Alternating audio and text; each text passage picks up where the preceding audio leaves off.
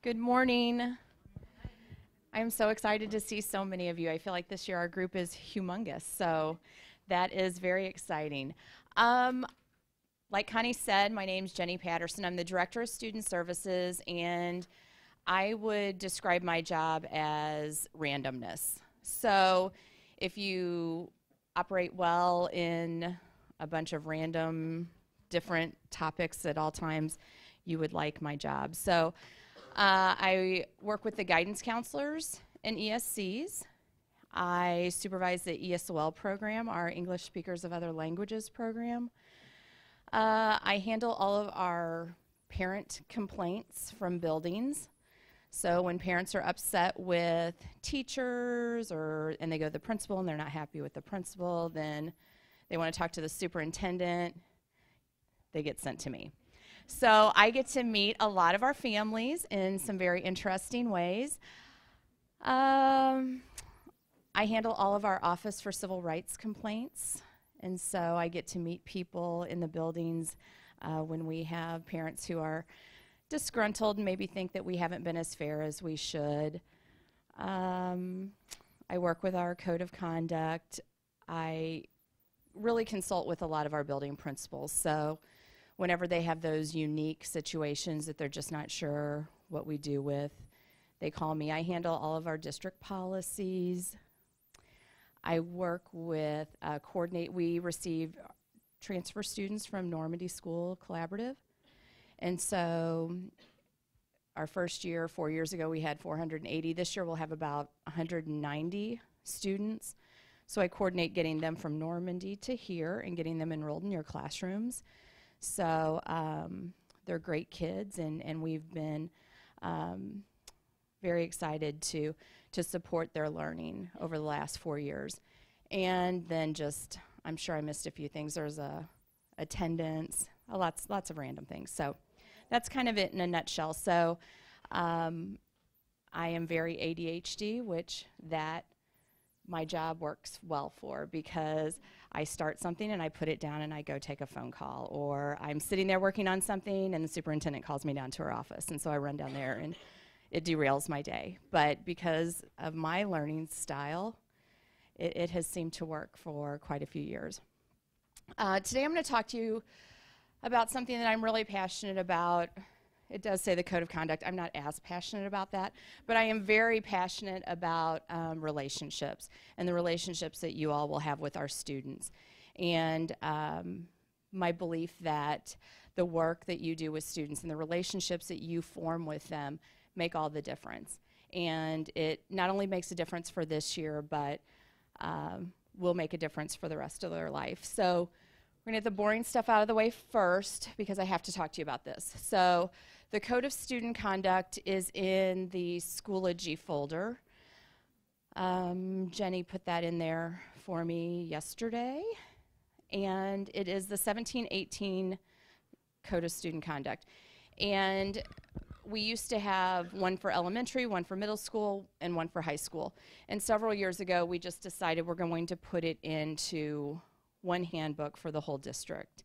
And so you will need to familiarize yourself with that because you will go over it with all of your students at least 2 times a year. So you don't want the first time that you go over it, or the first time you've looked at it, to be when you're going over it for the first time with the students, because they will ask questions about things, and you'll be expected to kind of be the expert on that. Many of our buildings provide a PowerPoint on the smart board that they just send out to the teachers with some major talking points and things that they want to emphasize. At the high school, I know that in some of our buildings, different hours of the day, teachers cover different pages. So first hour, we're going to cover pages 1 through 6. So everybody's looking at page 1 through 6 first hour to make sure that we get all of the information covered. So your building principal will share more information on how you will share that information with students. But again, please familiarize yourself with that. We tried to make the format parent-friendly. There's a section for classroom guidelines, just some major, we want kids and our staff to be respectful, responsible, some of the big overarching things for the classroom guidelines. And it talks about how teachers are the first line of classroom management and would handle a lot of the level 1 offenses. There is a matrix in there, and I think it starts on page, I don't know, 11 maybe. And has anybody been able to pull it up yet? You have? So in the matrix, you'll see that we just have a laundry list of offenses. Everything from arson, disrespect, theft, and they're in alphabetical order. And in that matrix format are the different levels. Level 1 are things that are handled by the classroom teacher. So those are low-level offenses, things that you can handle having conversations with the student about. Level 2, maybe somewhat in the classroom, but you might be getting an administrator involved.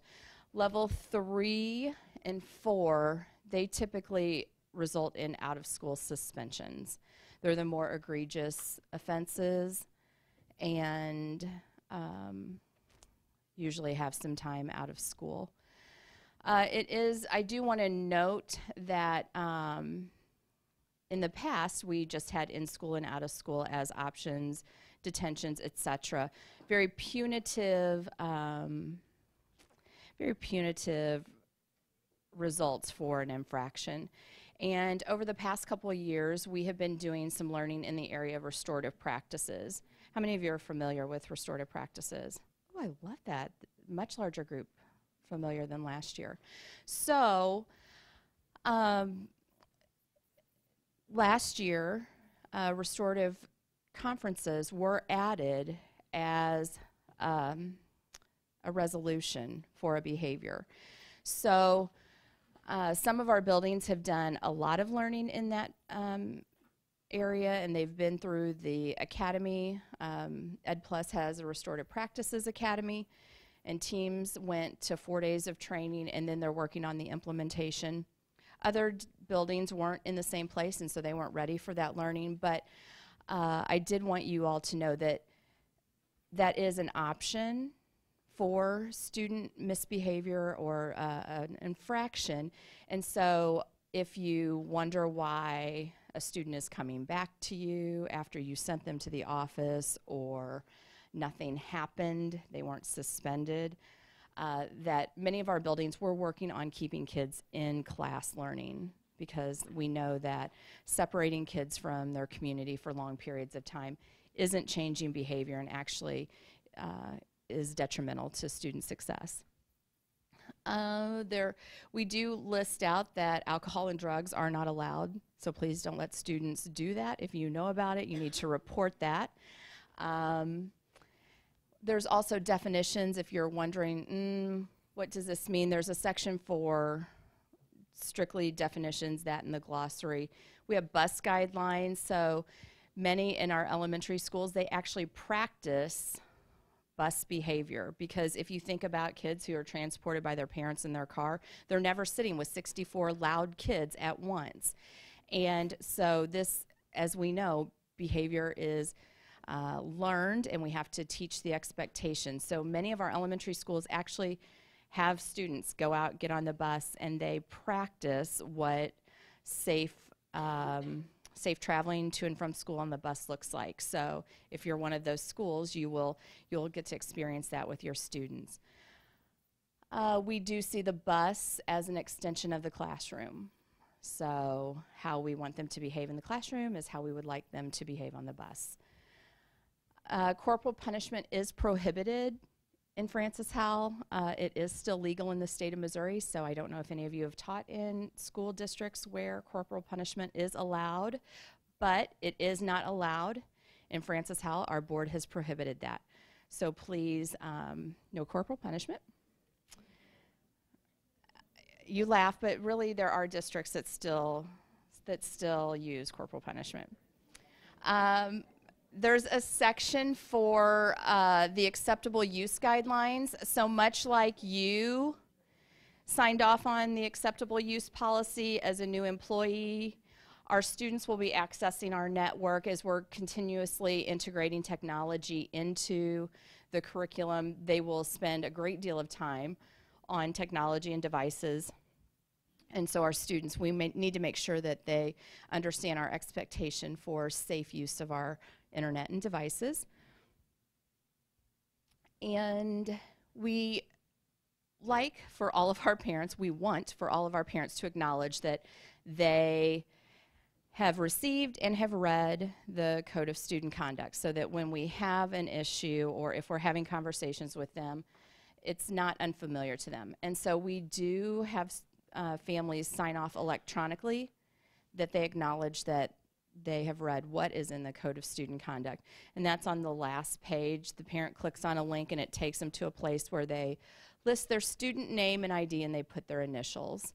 And so we do try to collect that. And at times in the year, if we haven't received that from all of our families, you may receive an email from technology or your building principal or your building information specialist saying, can you help get this information from a parent? It might be something that you ask about at the parent-teacher conference. Have you seen this? Have you signed off on it electronically? If they say, oh, I don't know what that is, you can direct them to it.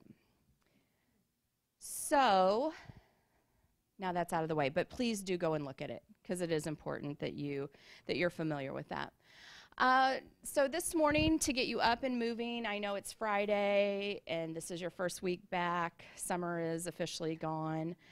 I want to get you up and moving, and with so many of us in here, we won't do it a ton, but I do want to start off this morning with, I want you to think about your favorite teacher. So just take a second, think about that teacher. We all in education have that teacher who we think is our favorite teacher, who made a difference for us. Why we are teachers today is many times because of this person who impacted our lives in a significant way. So I want you to think about that person and formulate about 5 adjectives that you would use to describe them. Like, if I had to describe my favorite teacher, the 5 adjectives. And then I want you to go find someone on the other side of the room that you have not talked with. So I know Connie did some Think, Pair, Share stuff with you yesterday. Dr. Greiner had you up moving. But with this many people, you probably haven't met everyone yet. So after you come up with your 5 adjectives, in 1 minute, I'm going to have you go to the other side of the room and meet someone you haven't met. Start by shaking their hand, introducing yourself, tell them where you will be working this year, and then share out the 5 adjectives, okay? So take that 45 seconds to think of those 5 adjectives, write them on a Post-it note, and then we will move in 45 seconds.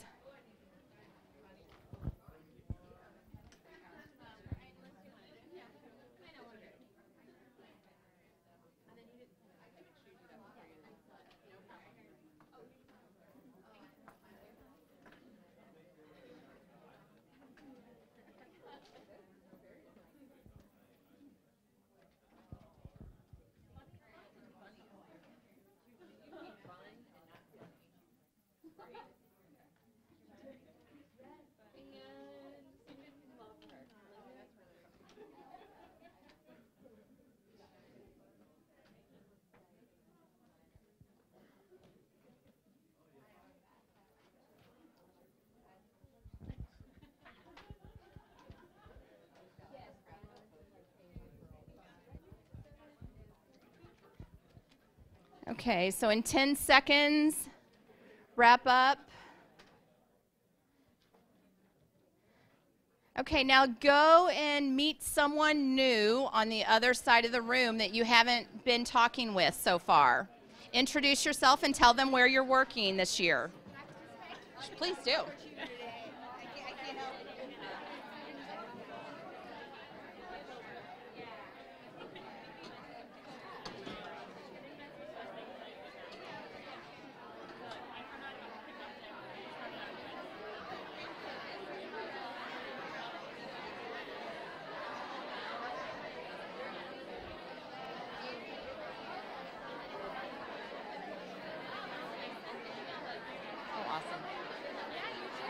put them on the table. Drink is over there. You want to? I know. Yeah, I'll bring it up to you, or do you not want it? I'm okay. There's your talk. Because I'm not coughing right now, I'm afraid to swallow. You know, like, I don't want to get choked up. Right. I'm going home after, like, I'm running a fever. I'm just like... Well, then don't stand by me. How many do you want? One per person? Yeah. I'm sorry, honey.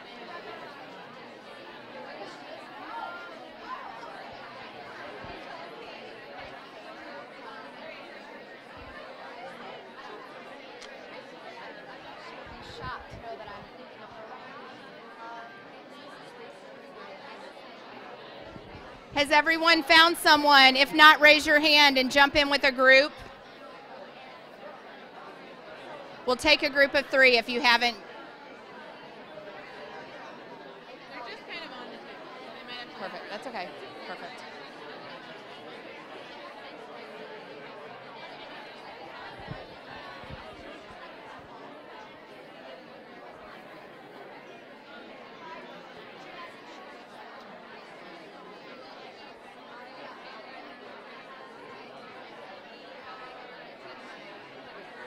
I love listening to them all talk. Tell them I told you yesterday I was going to.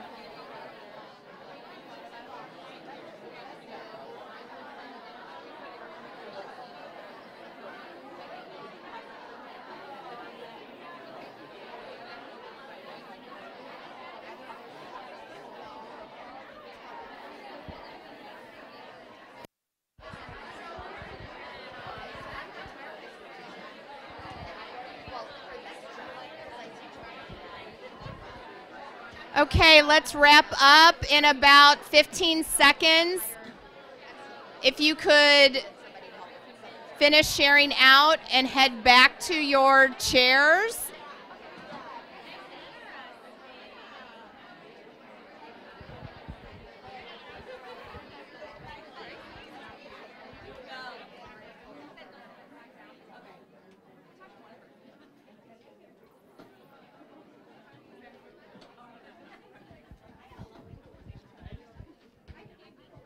Fantastic.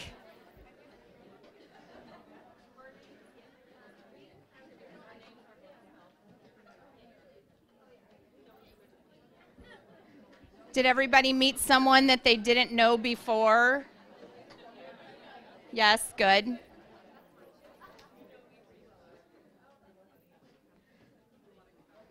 Okay. So now I'm going to need you to share out. So will some brave soul share out either what your favorite teacher was, or if you want to share for the other person, you're not comfortable sharing yours. Let's talk about some of these adjectives that we'd use to describe our favorite teacher. Yes, ma'am. So the very first adjective that both of us put was funny, and I heard it a couple other times around the room. Mine was my Western Civ teacher, and my partner's, Brenda's, was her English teacher in high school. Okay, did everybody hear that? Funny was both partners' first adjective. I think a lot of us had like compassionate and predictable. Okay. We had compassionate and predictable. So you knew that that person cared about you. They showed compassion, maybe not just for you. Sometimes it's how teachers treat the other students in the room. You know, if they're compassionate. Like, I was a pretty good kid, so, you know, I might not have met much interaction, but how the teacher treated other kids who maybe needed some more time and attention showed compassion. And predictable, I think, is what she said.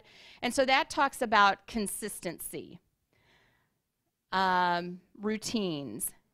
Predictability for students creates a sense of safety, which is very important. Kids don't learn when they're not safe. So those are great adjectives. Other adjectives. Yes, ma'am. Patient. Did anybody else have patient? Yeah. Usually we think of somebody who's patient. Any other adjectives? Yes.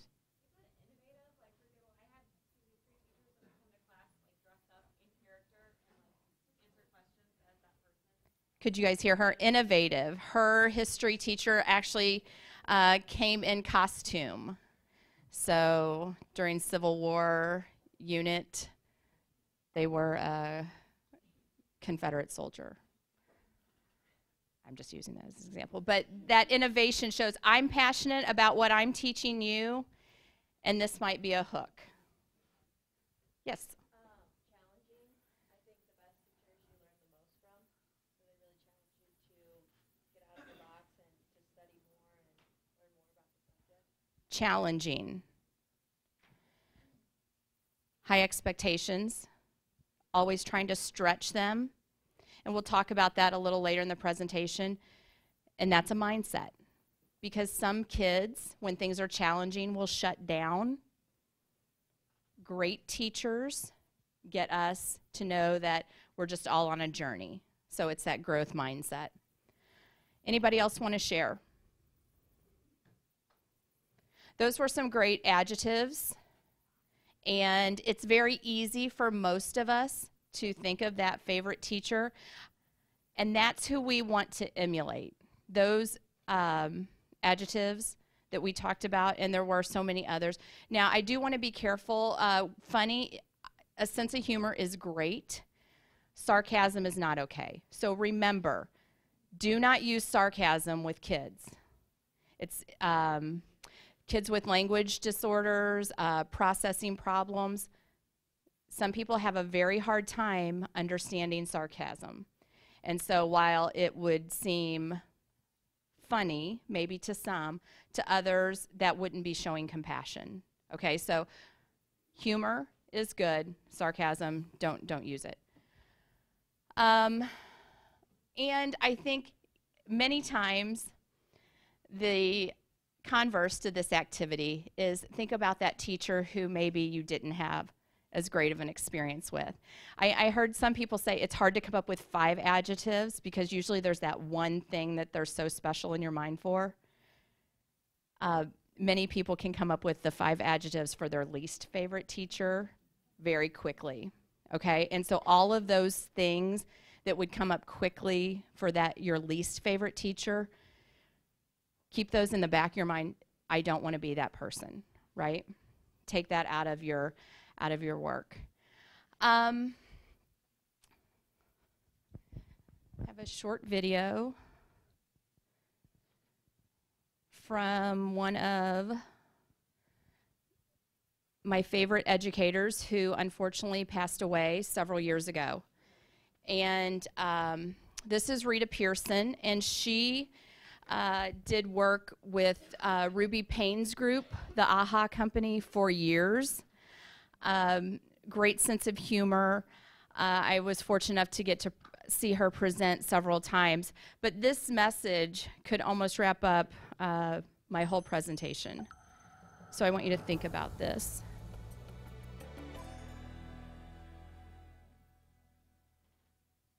Is that better? I have spent my entire life either at the schoolhouse, on the way to the schoolhouse, or talking about what happens in the schoolhouse. Both my parents were educators. My maternal grandparents were educators. And for the past 40 years, I've done the same thing. And so needless to say, over those years, I've had a chance to look at education reform from a lot of perspectives. Some of those reforms have been good, some of them have been not so good. And we know why kids drop out. We know why kids don't learn. It's either poverty, low attendance, negative peer influences. We know why. But one of the things that we never discuss, or we rarely discuss, is the value and importance of human connection. Relationships. James Comer says that no significant learning can occur without a significant relationship. George Washington Carver says all learning is understanding relationships. Everyone in this room has been affected by a teacher or an adult. For years, I have watched people teach. I have looked at the best and I've looked at some of the worst. A colleague said to me one time, they don't pay me to like the kids. They pay me to teach a lesson. The kids should learn it. I should teach it. They should learn it. Case closed. Well, I said to her, you know, kids don't learn from people they don't like.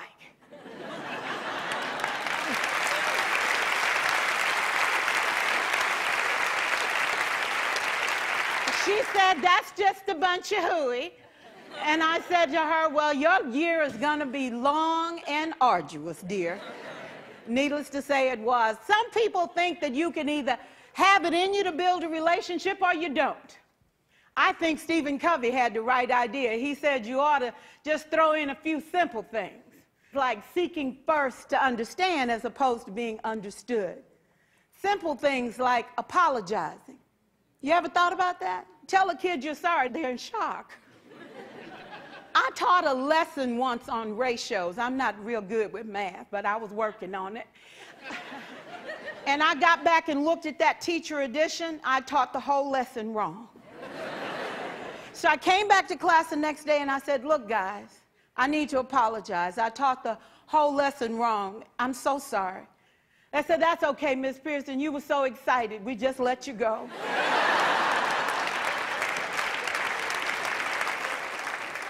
I have had classes that were so low, so academically deficient that I cried. I wondered, how am I going to take this group in 9 months from where they are to where they need to be? And it was difficult. It was awfully hard. How do I raise the self-esteem of a child and his academic achievement at the same time? One year I came up with a bright idea. I told all my students, you were chosen to be in my class because I am the best teacher and you are the best students. They put us all together so we could show everybody else how to do it. One of the students said, really? I said, really? We have to show the other classes how to do it. So when we walk down the hall, people will notice us. So you can't make noise. You just have to strut. And I gave him a saying to say, I am somebody. I was somebody when I came. I'll be a better somebody when I leave. I am powerful and I am strong. I deserve the education that I get here. I have things to do, people to impress, and places to go. And they said, yeah. You say it long enough, it starts to be a part of you. And so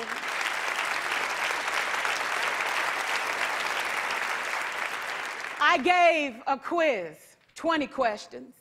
Student missed 18. I put a +2 on this paper and a big smiley face. He said, Miss Pearson, is this an F? I said, yes. He said, then why'd you put a smiley face? I said, because you on the roll.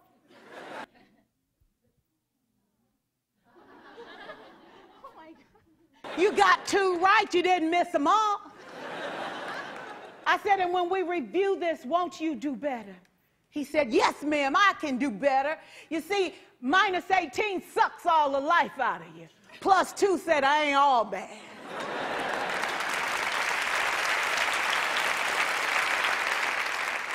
For years, I watched my mother take the time at recess to review, go on home visits in the afternoon, buy combs and brushes and peanut butter and crackers to put in her desk drawer for kids that needed to eat, and a washcloth and some soap for the kids who didn't smell so good. See, it's hard to teach kids who stink. And kids can be cruel. And so she kept those things in her desk, and years later, after she retired, I watched some of those same kids come through and say to her, you know, Miss Walker, you made a difference in my life. You made it work for me. You made me feel like I was somebody when I knew at the bottom I wasn't. And I want you to just see what I've become. And when my mama died 2 years ago at 92, there were so many former students at her funeral. It brought tears to my eyes, not because she was gone, but because she left a legacy of relationships that could never disappear. Can we stand to have more relationships? Absolutely. Will you like all your children? Of course not. And you know your toughest kids are never absent. Never. You won't like them all, and the tough ones show up for a reason. It's the connection. It's the relationships. And while you won't like them all, the key is they can never, ever know it. So teachers become great actors and great actresses, and we come to work when we don't feel like it, and we listen to policy that doesn't make sense, and we teach anyway.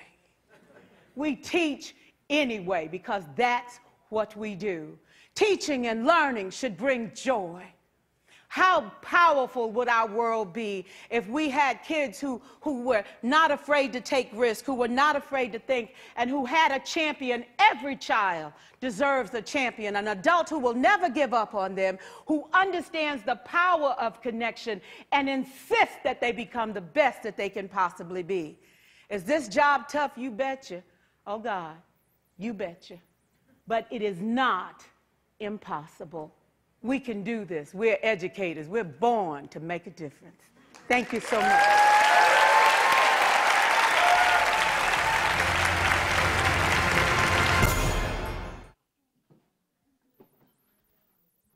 She's so good.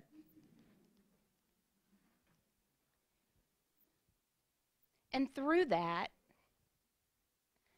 I'm sure you heard many of the adjectives that you guys talked about. So it's all about relationships, everything we do, and it starts that first day. So be sure that you communicate with the students and parents, and you want to make sure that that first interaction with parents is positive. It makes it easier to have a hard talk later if that first talk is positive. So please reach out and meet those parents and make sure that first contact is positive. And remember to give 4 positive for every correction.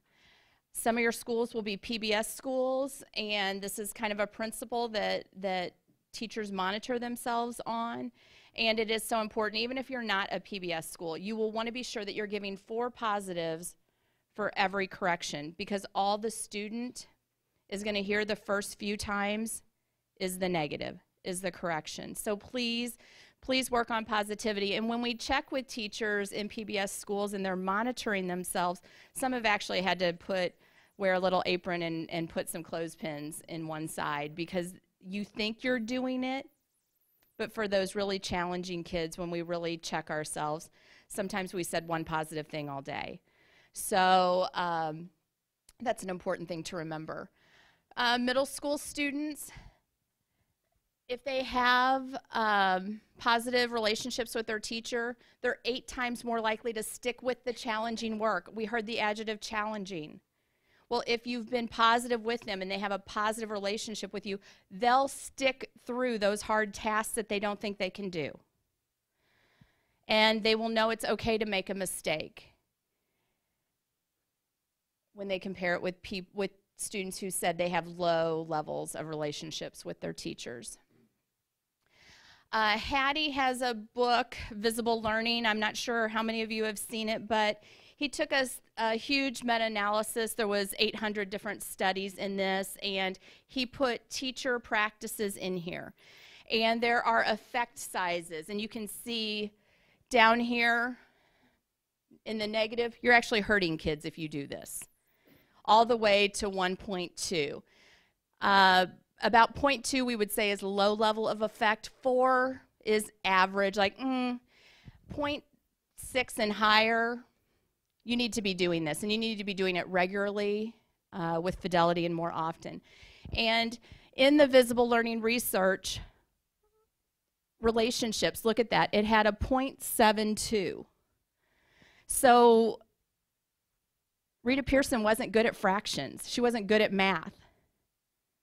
But I would risk a lot of my paycheck to say that kids achieved high levels in math, even though she wasn't strong in ratios content, because of that relationship. She made that the priority. So please focus on this, because the research says we should be doing it.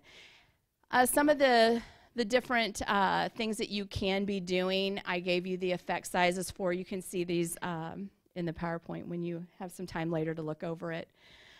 As far as having positive relationships, the American Psychological Association gives you some do's and don'ts. So if you're a compare contrast kind of person, look at some of these on the do's and incorporate them into your instructional practices and your interactions with students. Students, they'll notice your interaction style. Do you show warmth and respect? Everyone will notice that. getting to know and connecting with the students, like Miss Pearson's mother's funeral. People came years later because she left a legacy with them, okay? If you form that relationship, you're not just their teacher for this year, you're impacting them for their life, okay? Express care, greeting each student by name at the beginning of the day between classes, that has a huge effect size. Greeting at the door. Kids come in more prepared to learn when you do that. Affirming people, practice affirmations. You heard when Rita Pearson in her speech said, I am somebody, I'm going to be somebody. Those are affirmations, and those are very strong. They have strong impact on students. And some of our students are going to come from backgrounds where they haven't heard a lot of positive things about themselves or their behavior. They hear more negatives than positives. So affirmations are really, really powerful to do with students. Telling students you care about them, going beyond the expectations, attending their games, performances. They know when you're there. They want their parents to come, but I tell you, if you attend some of their events and they see you, it will look like Christmas morning. They can't believe that you came to their thing, whether it's a baseball game on the weekend, the choir concert, whatever. They will know you're there, and it will leave an impact on them. And just know that your words matter. We're not going to watch this whole video, but I do want to show you just a part of this on this study that they did.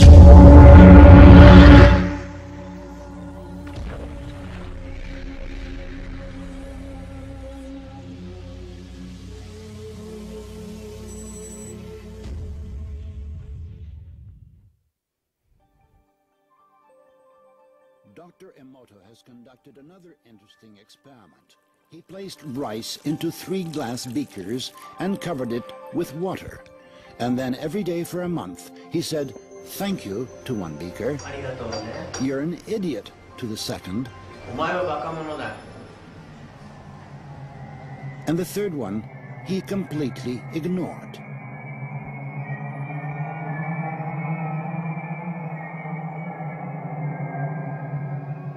After 1 month, the rice that had been thanked began to ferment, giving off a strong, pleasant aroma.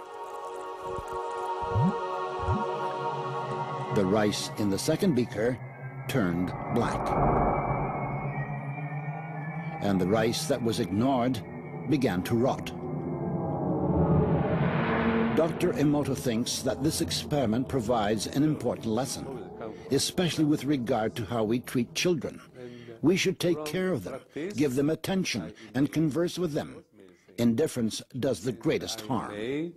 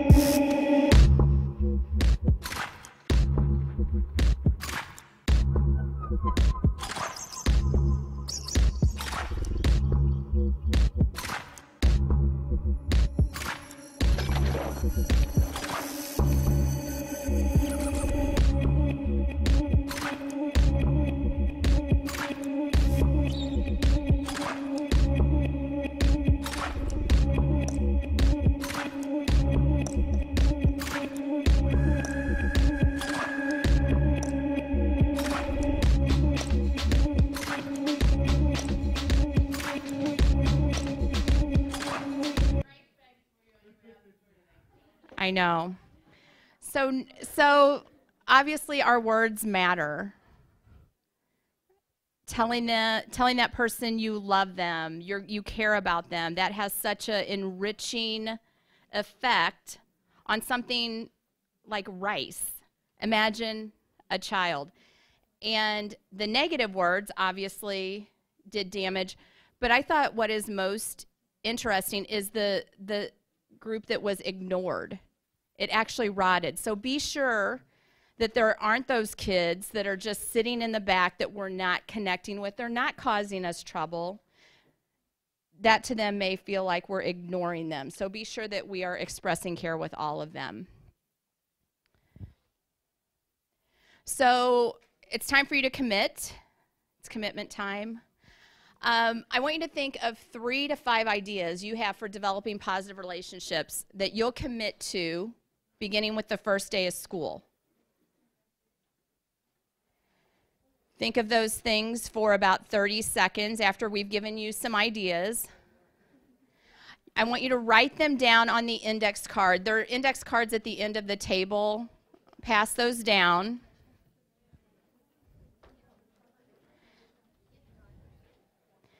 I'm going to have you write your 3 to 5 things on one side.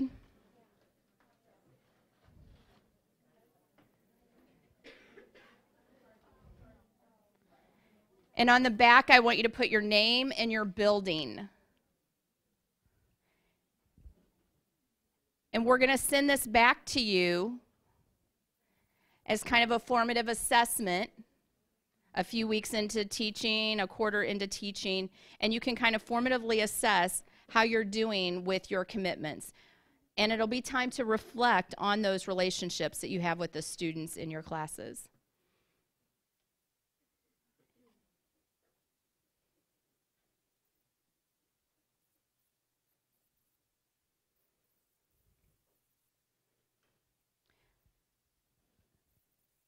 Okay, with your shoulder partner, share out your ideas that you're writing on your commitment card.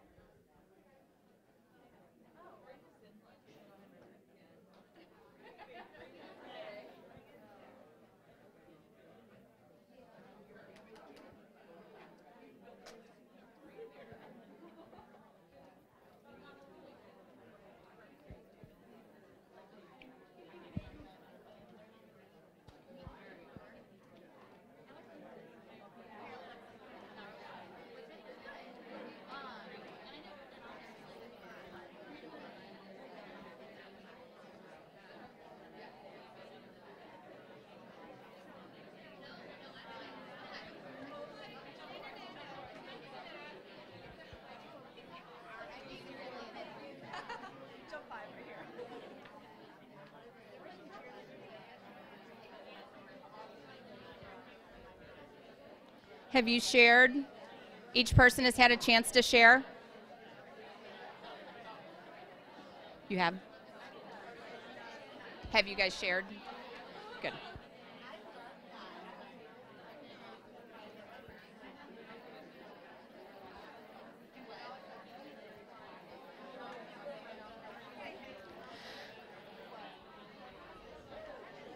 Okay, be sure that your name and building is on the back. And we'll send these back to you. Put them at the end of the table and we'll collect them. When you watched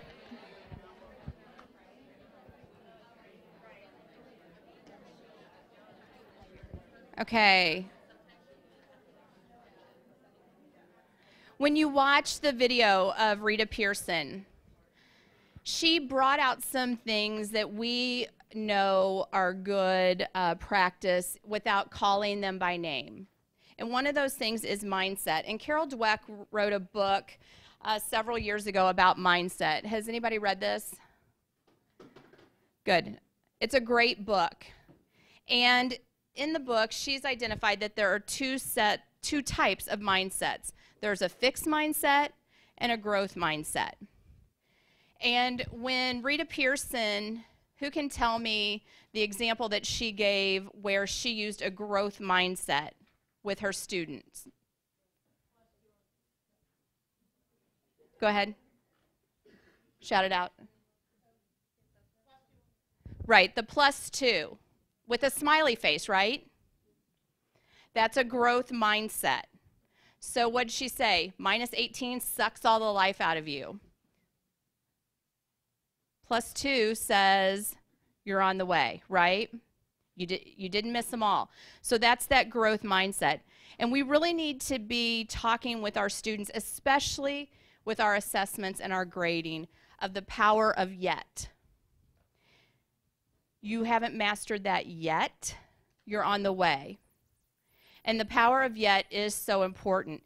And I provided a video that I want you to watch later when you get back to your classroom, and it's from Carol Dweck, and she talks about the power of yet and how that builds resilient learners, and how these learners who understand the power of yet aren't devastated the first time they don't make an A.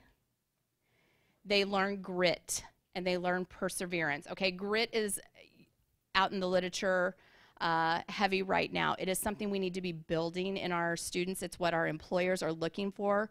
Employers are looking for people with grit who don't give up at the first sign of failure, who can be creative in spite of it. And so in a fixed mindset, you believe that I'm only as smart as I am. But in a growth mindset, people understand that your intelligence is malleable, okay? It can be changed. You can grow. You can learn. And you can see effort, which in classroom instruction that works, that you'll spend a lot of time learning about. Effort is something that we focus on. And I worked hard. I'm proud of it. That's the language we want our students to be using. And so be thinking about that as you're providing feedback.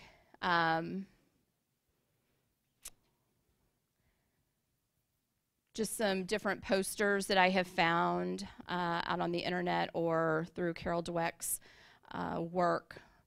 And when I go in classrooms now, I'm seeing a lot of evidence of posters or bulletin boards that show that class is focused on a growth mindset. Instead of saying, I'm not good at this, the question is, what am I missing?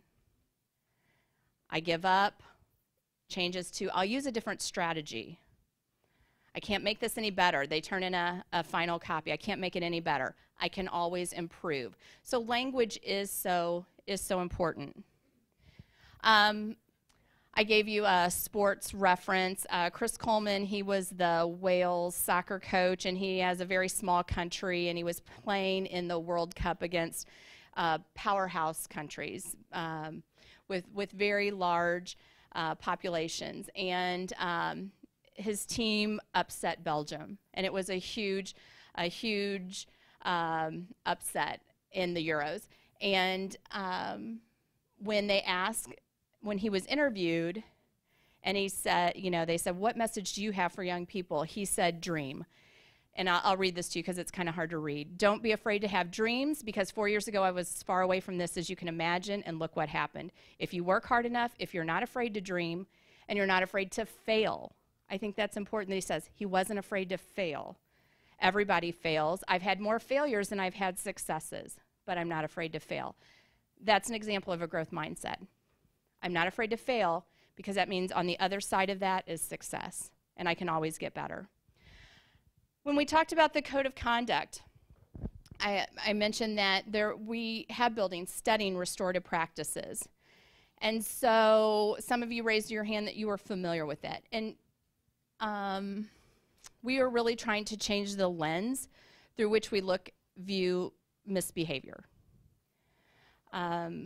There's lots of research out there that separating kids from the community, that doesn't change behavior, but actually restoring and repairing the harm that was done between student to student has lasting and longer impact. And I will also say repairing the relationship between student and teacher. There are times we send kids out of the classroom and you want them gone.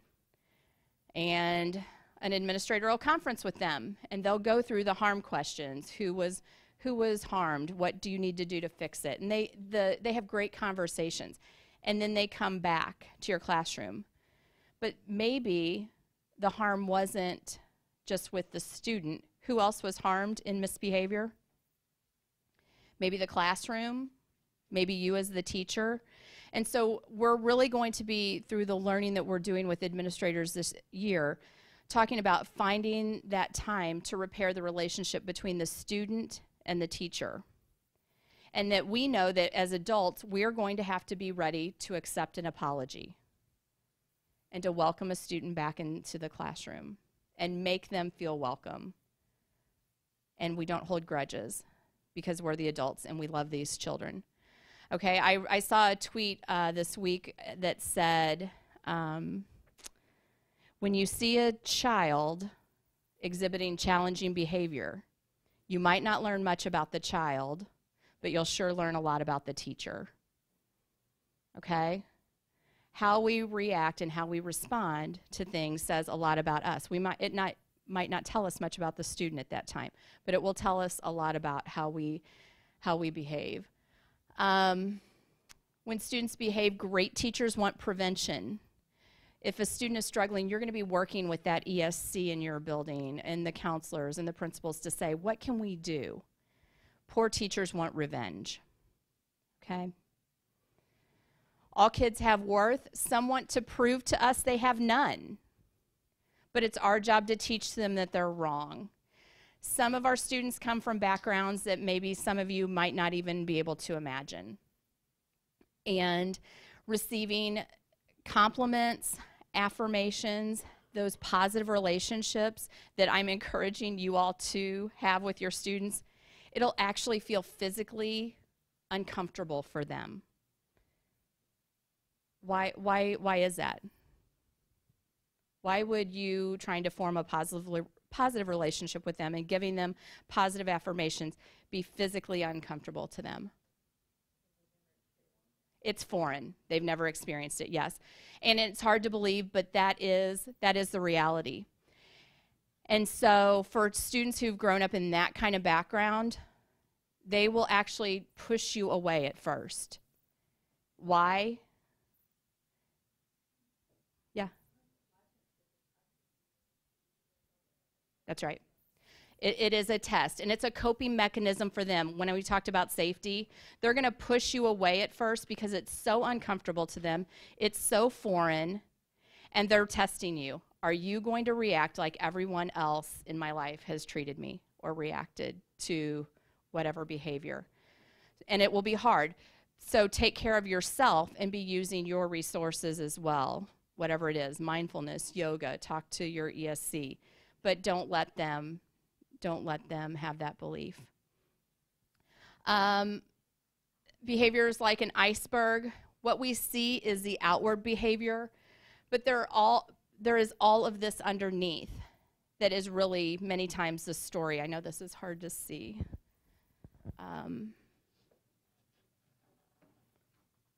So I'm scared, I'm hungry, I'm tired. I can't communicate any other way.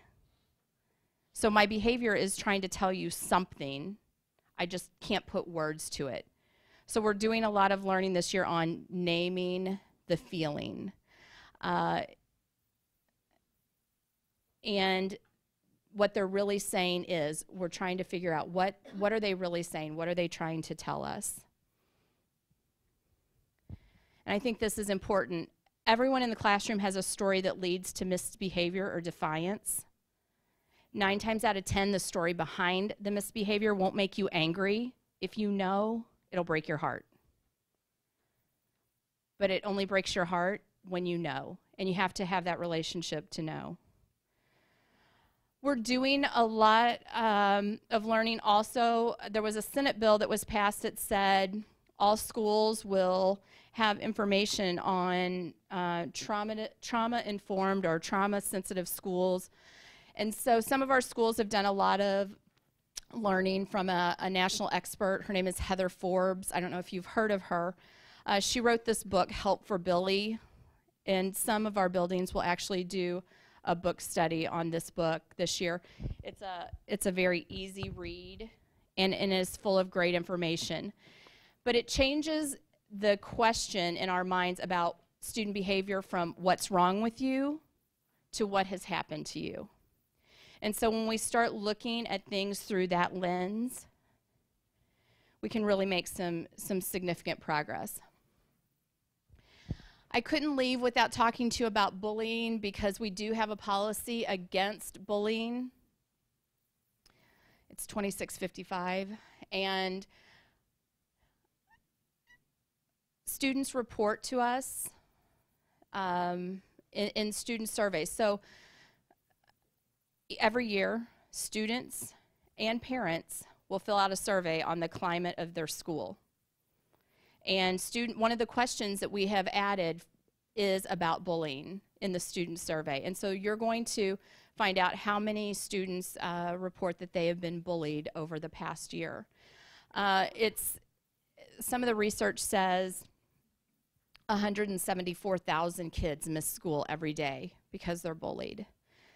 And you know, we need to be in tune with what's going on in our classrooms so that we can help support students. Marvin Berkowitz is a professor at UMSL, and he's a area and national leader in character education. And one of his phrases that I always go to when I think about bullying, and really when I think about behavior, he says, what we ignore, we endorse. So what you ignore, you're endorsing. So if I'm choosing to just look the other way, I kind of know that this is going on, whether it be the playground, lunch, or my classroom. I'm working with a small group, but I know this is going on, but I'm going to ignore what might be bullying. We're sending the message to the victim and all the bystanders that that's okay. So what you ignore, you're saying is okay. Because bullying does have an academic and emotional impact, you guys are the #1 factor in a classroom that can be that safety for the student. In your classroom community, if you're a restorative practices school, many people use peacekeeping circles as a way to kick off the day. You'll learn so much about your students, you'll learn so much about yourself, and it just helps form that classroom community. And in that, you promote multicultural awareness, you set a good example, and you're providing that supportive environment. Your building does have a plan to address bullying, and our guidance counselors teach essential lesson plans to address it. So people will be coming in your classroom and doing lessons on bullying. And there's some articles in the Schoology folder that you can reference later. Justin Tart is an assistant superintendent at Union, Missouri, and he's a good follow on Twitter. He tweets a lot, but I never usually go a couple days without him putting out a tweet that makes me think, that guy gets it. And so I think he's working in an HR capacity now, and he said in one of his tweets last week, you weren't hired to maintain the status quo. You were hired to make a difference and make an impact. And so that's why all of you were hired to Francis Howell. We don't want more of the same. If you learn nothing after your first year in this district, you will learn that we are a continuous improvement school district. And we're always focusing on being better tomorrow than we were today. And so you guys were all hired for that purpose. And I want you to help make some student awesome.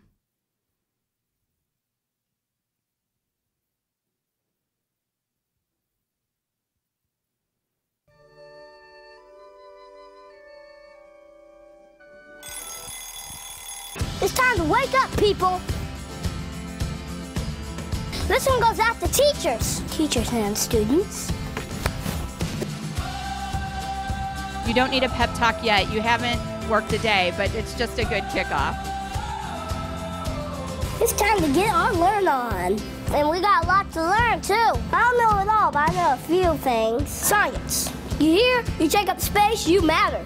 It's just science, man. Don't Don't be a bully. Don't even be a bully to the bullies. It just makes more bullies. We can all be awful sometimes. We can all also be awesome. It's time to be more awesome. And that's what it's time for. History. We gotta study it so we don't repeat it. But if history does repeat itself, then I'm gonna name my pet dinosaur Reginald. I just hope he doesn't eat me. We can't just study history. We gotta make history. And history's made by ordinary people. Ordinary people like you and me. And that guy. The world's greatest thinkers. Confucius, Albert Einstein, Justin Timberlake. They put their pants on one leg at a time, just like me. But I put my pants on one leg at a time while I'm dancing. You can go by. Yeah. You're gonna be in the video though. Life's a school, and you gotta show up. You can't just sleep in. You can't be late. And you can't just hang out in the bathroom, that's gross.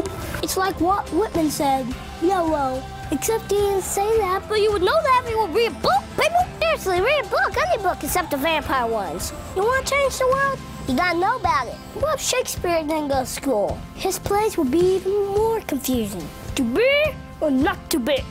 Is that the question? I don't know what question is. I didn't go to school. Anybody? Help me out here. I got a question for you. What are you teaching the world? How to be boring? How to make the world sad? No, you're not. We're teaching the world what it looks like to be awesome. No matter who you are, somebody's learning from you. Everybody's a teacher and everybody's a student. Look for the awesome. Teachers see things. They see when you're running down the hall. They see when you're passing notes. But they also see the person that we can all become someday. A writer or a speaker or Martin Luther King. Teachers, keep teaching. Students, keep studenting. That's not a word. Sorry about that. Here's the teachers that see the awesome. The homework is this. What do you want to teach the world? Do it. Let's make some history together because it's simple math. Together, we're better.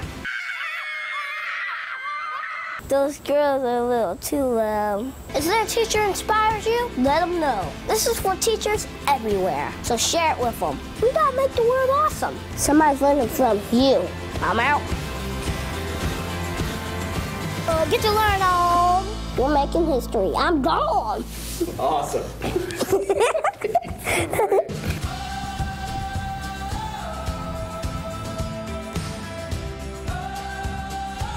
Keep learning, people. Full Pancake, subscribe.